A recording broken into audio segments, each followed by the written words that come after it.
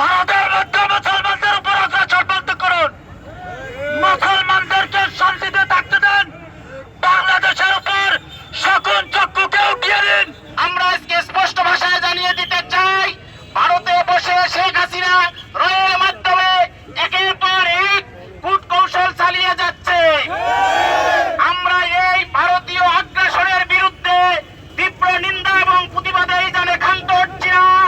আমরা হুঁশিয়ারি উচ্চারণ করতে যাচ্ছি, এরপর যদি আর ন্যূনতম কোন ষড়যন্ত্রের বীজ বপন করা হয়, তাহলে এদেশের ছাত্র জনতা আবার মাঠে নামতে বাধ্য হবে। আমরা বাংলাদেশ সরকারের মাননীয় উপদেষ্টাকে জানাতে চাই, মাননীয় উপদেষ্টা সাহেব, আপনি কিন্তু সবকিছু পরিলক্ষিত করছেন।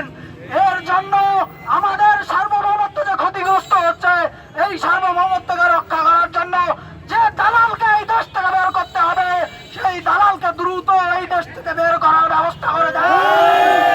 যারা ভারত প্রীতির মাধ্যমে এই দেশকে অস্থিতিশীল করছে, তাদেরকে দ্রুত শাস্তির আওতায় নিয়ে আসেন। সেই সাথে বলতে চাই, আমাদের যে শহীদ ভাই, আমাদের এই কুড়িগ্রামের মাটিতে শহীদ হয়েছেন শহীদ আশিক, এই শহীদের বিচার দ্রুততম সময়ে নিশ্চিত করে এই ভারতীয় দালালদের কঠোরতম কঠোর শাস্তির ব্যবস্থা করে আমাদের একটি আনন্দ